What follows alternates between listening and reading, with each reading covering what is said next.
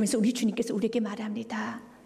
너의 가정에 허물이 보일 때, 함과 같이 너가 부모의 허물을 보았을 때, 사랑하는 아내, 사랑하는 남편, 너의 사랑하는 사람의 허물을 보았을 때 너는 어떻게 해야 되는 줄 아느냐? 함처럼 행동하면 안 되고 셈과 야벳처럼 행동해야 된다라고 말하고 있습니다. 그럴 때 우리는 또 이런 생각을 합니다. 내가 괜히 그걸 봤어. 보지 말걸. 내가 괜히 아버지 허물을 봐서 왜 나에게 그런 소리 들리게 해서. 여러분, 우리가 눈을 뜨고 사는 한, 우리가 사람들과 관계하는 한 우리는 사람들의 허물을 볼 수밖에 없어요. 가정의 허물은 보일 수밖에 없습니다. 교회는 가진 것 같다고 합니다. 교회 안에 허물을 볼 수밖에 없어요. 여러분들 외딴 섬에 살지 않는 한, 사람들과 관계를 맺는 한 허물은 볼 수밖에 없어요. 안 볼 수 없습니다. 볼 수밖에 없습니다. 그렇게 허물을 볼 때 나는 어떻게 해야 되나? 나는 어떻게 해야 되나? 첫 번째로 기억하셔야 됩니다. 하나님이 어떤 분이신지를 기억하셔야 돼요.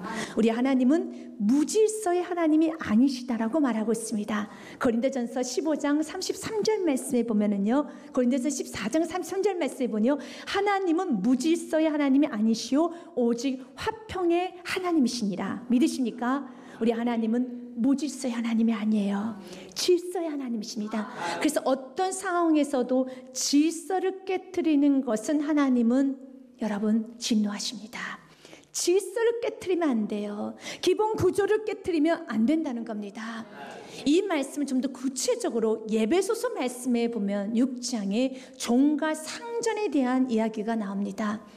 종들아 두려워하고 떨며 성실한 마음으로 육체의 상전에게 순종하기를 그리스도께 하듯 하라 그랬습니다. 육체의 상전, 이 땅에서 맺어주신 상전들이 있습니다. 지도자들이 있습니다. 우린 다 같이 왕같은 제사장입니다. 부모도 왕같은 제사장, 자녀도 왕같은 제사장, 사장도 왕같은 제사장. 그가 하나님의 자녀라면요, 직원도 왕같은 제사장, 목회자도 왕같은 제사장, 성도도 왕같은 제사장, 다 동일한 왕같은 제사장입니다. 그러나 이 땅에 살아가면서 육체 상전들 맺어주셨어요. 너희가 육체의 상전에게, 너의 부모에게, 너의 지도자에게 죽게 하듯 하라는 겁니다. 쉽지 않아요. 왜 그렇습니까? 그 지도자가 너무 별로기 때문에. 나보다 훨씬 더 경험도 부족하고 실력도 부족하고 인격도 별론데 내가 그를 섬겨야 돼, 지도자라고 섬겨야 돼. 맞습니다. 우리 주님은 무질서의 하나님이 아니십니다. 질서의 하나님이십니다. 그리고 질서를 지키기 원하고 있습니다. 6절과 7절 말씀에는요, 눈가림만 하여 사람을 기쁘게 하는 자처럼 하지 말고 그리스도의 종들처럼 마음으로 하나님의 뜻을 행하고, 7절 말씀 같이 읽겠습니다. 기쁜 마음으로 섬기기를 죽게 하듯 하고 사람들에게 하듯 하지 말라. 아멘. 주님께 하듯 섬기라는 겁니다. 그래서 사랑하는 여러분, 정말 우리가 이 땅에서 우리는 하나님 방식대로 살아가야 되는데, 하나님은 우리의 상전들에게, 우리의 지도자들에게, 우리의 어른들에게 주님께 하듯 그렇게 섬기라는 것입니다.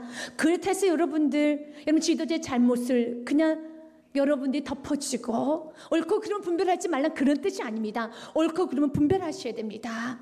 여러분, 죄가 있으면 지적해줘야 되는 겁니다. 잘못된 것을 바로 잡아줘야 되는 겁니다. 그러나 어떤 상황에서도 여러분의 위치를 알고, 여러분의 나이를 알고, 여러분의 현재의 직분을 알고, 여러분의 현재의 상태를 알고요, 여러분이 그에 합당한 예를 갖춰야 되는 거예요. 그에 합당한 예가 없이, 예우가 없이 우리가 상전에게, 지도자에게, 어른에게 자기를 주장하는 것은 주님 말합니다. 너는 질서를 파괴하는 함과 같은 사람이야. 그럼 너는 지도자가 될 수 없어. 너는 사람들에게 무시당하는 사람이 될 거야. 너는 사람들에게 하대를 받게 될 것이야. 너가 아무리 노력하고 아무리 실력 있고 아무리 괜찮은 인생을 살았다 할지라도 너는 끊임없이 사람들에게 낮춤을 당하게 될 것이야 라고 말하는 것입니다. 어떤 상황에서도 질서를 깨트리면 안 돼요. 합당한 예를 갖춰야 된다는 겁니다. 그래서 오늘 본문의 말씀에서 함은 합당한 예를 갖추지 않았습니다. 그러나 셈과 야벳은 아버지의 권위에 순종합니다. 가정의 질서를 세워나가기 시작합니다. 오늘 함은 아버지의 벌거벗은 하체를 보았다라고 되어 있습니다. 그리고 셈과 야벳은 보지 않았다라고 되어 있습니다. 22절 말씀에 보면 가나안의 아버지 함이 그의 아버지 하체를 보고 밖으로 나가서 그의 두 형제에게 알림해라고 그랬습니다. 그래서 보다란 단어는 쉽게 넘길 수 있는 단어는 아닙니다. 보다는 히브리어로 라라고 되어 있습니다. 단순히 쳐다보는 의미를 넘어 구체적인 목적을 가지고 면밀하게 살피는 거, 조사하는 거, 오랫동안 응시하는 것이 라보다라는 겁니다. 여러분, 왜 그렇게 오랫동안 봐야 됩니까? 왜 그렇게 그것을 응시해야 됩니까? 아버지 그 가치를 왜 그렇게도 오랫동안 주도 면밀하게 그것을 들여다봐야 되겠습니까? 들여다볼 필요 없어요. 그 아버지가 깨어났었을 때 가장 가리고 싶은 부위, 가장 아버지가 깨어났었을 때 창피해서 숨기고 싶은 부위를 왜 자녀들이 그렇게 들여다보며 그것을 이렇게 응시하고 여러분 그렇게 조사하듯이 봐야 될까요? 우리 주님께서 말합니다. 하마 너는 왜 그것을 그렇게 주시하고 보느냐? 여러분들 어떤 부분은 아파서 여러분 들여다보고 싶지 않은 부위가 있습니다.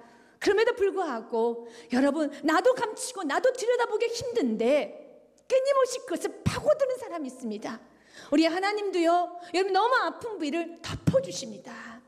여러분 너무 아픈 부위를 여러분 파헤치지 않습니다. 그것을 여러분 주님께서는 여러분들에게 여러분 다가가서 여러분들 응시하면서 주도 면밀하게 관찰하고 그러지 않습니다. 덮어주십니다. 그렇다고 죄를 무작정 여러분 눈 가려주라는 뜻이 아니에요. 지금 함은 볼 것이 아니라 여러분 응시할 것이 아니라 여러분 조사할 것이 아니라 빨리 덮어야죠. 문제를 해결해야죠. 남의 아픔을 즐기면 안 돼요. 남의 아픔을 들여다보는 게 아닙니다. 누가 아파하고 있으면 빠르게 덮어줘야 되는 겁니다. 이게 가정 안에서 해야 되는 일이에요. 가정 안에서는요, 주님 원하시는 거, 여러분 축복받기 원합니까? 여러분 정말 높임받기 원합니까? 그러면 남의 허물을 여러분 빠르게 덮어주시고 그 문제를 해결하셔야 된다는 겁니다.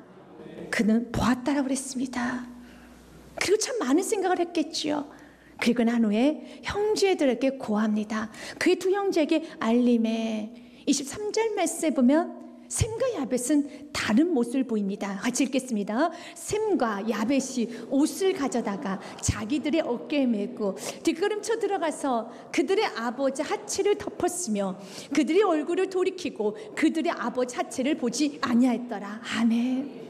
여러분, 오늘 셈과 야벳은 그 소식을 듣고 동생 함으로부터 그 소식을 듣고 옷을 가지고 갑니다. 그리고 아버지 하체를 보지 않기 위해서 뒷걸음쳐 갑니다. 그리고 얼굴을 돌이켜서 온못으로만 덮어줍니다. 보지 않기 위해서 노력합니다. 이게 겸손이에요. 아버지가 너무 창피할 걸 알기 때문에 자녀로서 합당한 예를 갖춰준다는 거예요. 그래서 그것을 보지 않기 위해서 뒷걸음치고요, 얼굴을 돌리고요, 최대한 아버지의 권위를 인정하면서 아버지의 창피함을 자녀로서 가려주고 아버지의 벌거벗은 모습을 자녀가 덮어준다는 겁니다. 여러분, 굳이 셈과 야벳은 그 아버지 하체를 볼 필요가 없어요. 왜냐하면 그가 옷을 가지고 왔다라는 것은 이미 누구한테요? 여러분, 함에게 들었다라는 겁니다. 아버지가 벌거벗고 있다라는 말만 하면 안 되고 여러분 그것을 덮고 형제들에게 말을 해야죠. 근데 덮어놓지도 않고 내 말 맞지? 내 말 맞지? 이거 봐, 아버지는 약속 안 지키는 사람이야. 아버지는 저런 사람이야. 내 말 맞지? 여러분 가정 안에서 내 말 맞지? 자기를 주장하기 위해서 여러분 그 증거물을 내세우는 건 너무 어리석은 사람이라는 겁니다. 역시 축복받은 사람은 마음이 달라요. 행동의 클래스가 다릅니다. 셈과 야벳은 겸손을 표합니다. 아버지의 권위를 아버지가 술이 취했는 아버지가 알지 못한 상황에서도 아버지의 아픔이 나의 아픔이 되어서 아버지 너무 창피하시겠구나, 너무 아픔이 되어서 빠르게 그 문제를 해결해 주신다는 겁니다. 우리가 그렇게 살아야 되는 겁니다.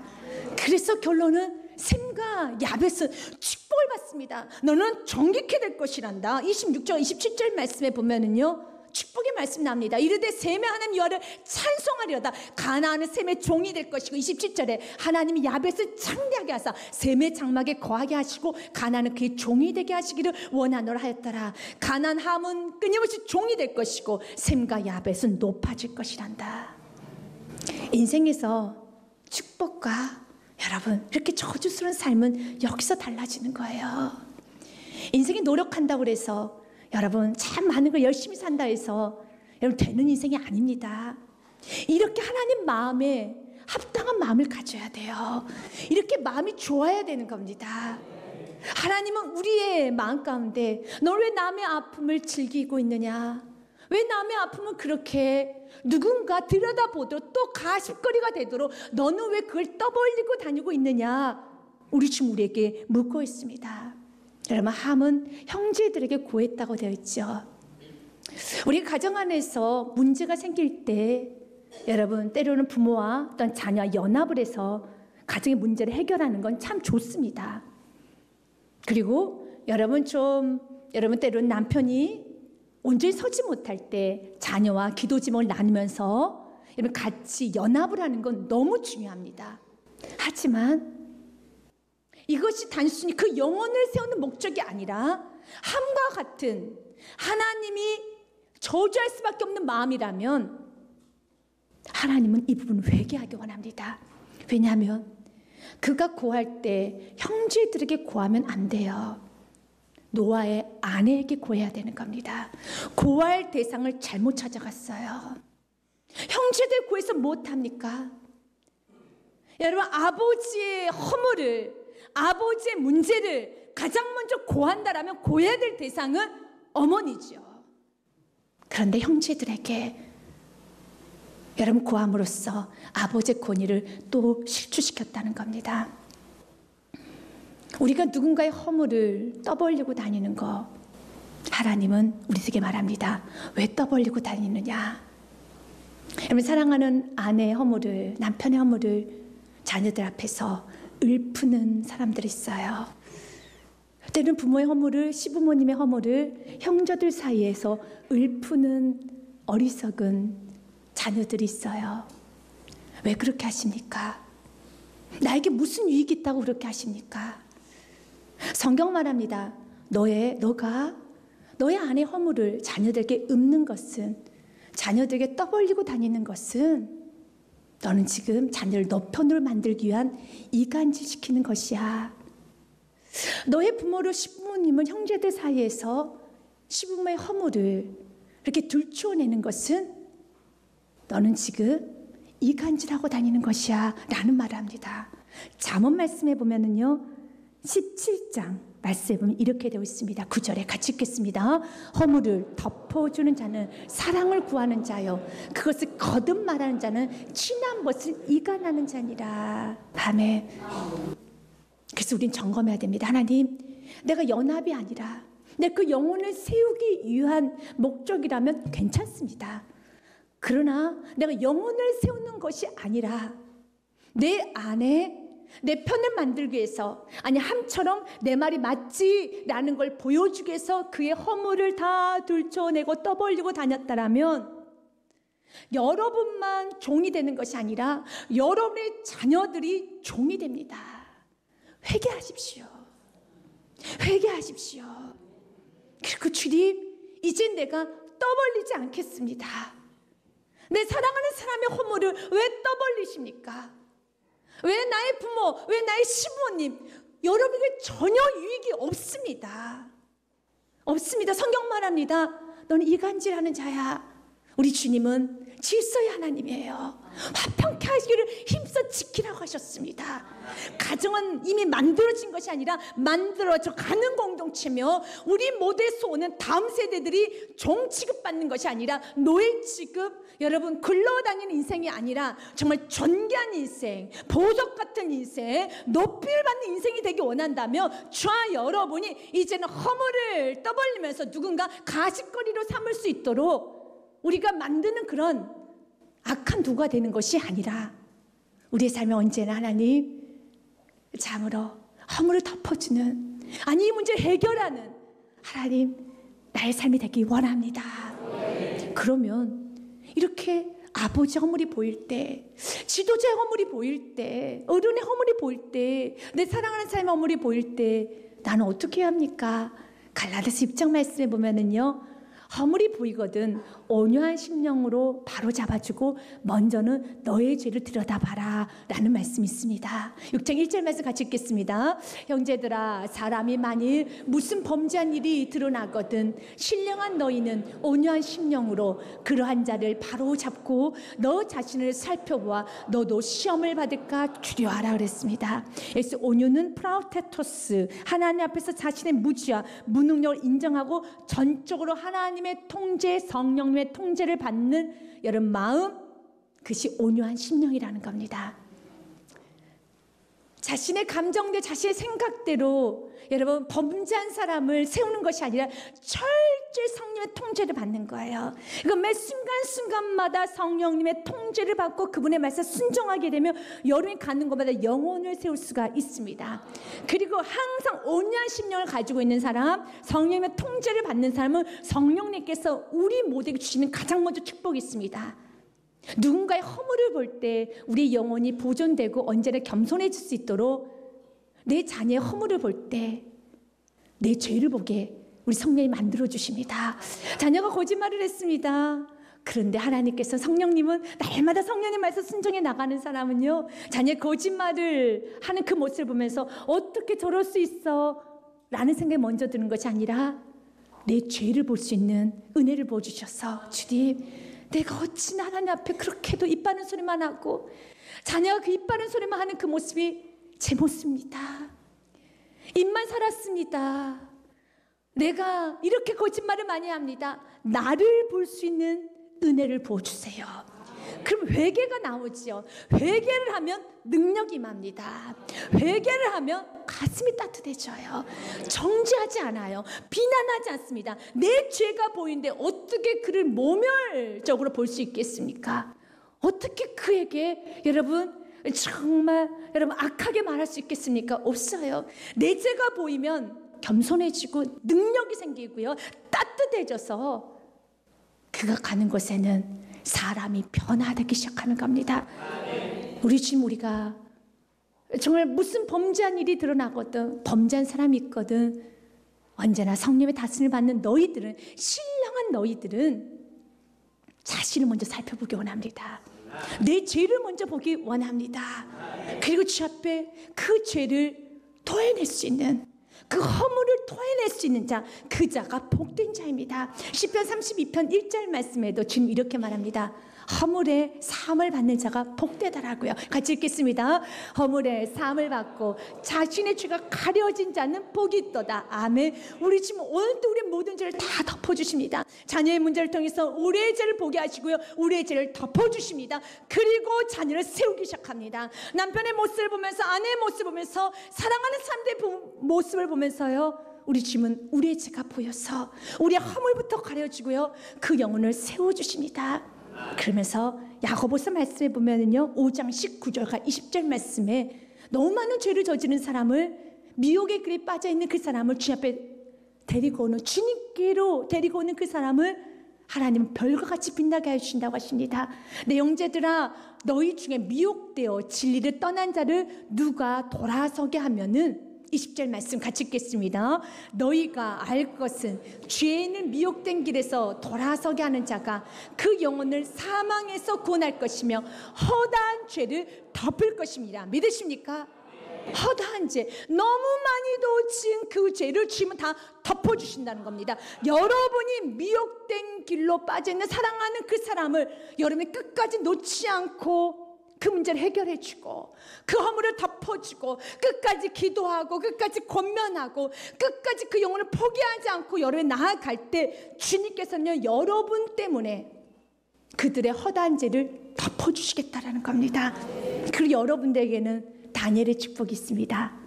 12장 3절 말씀 같이 읽겠습니다. 지혜 있는 자는 궁창의 빛과 같이 빛날 것이요, 많은 사람을 옳은 대로 돌아오게 한 자는 별과 같이 영원토록 빛나리라. 아멘.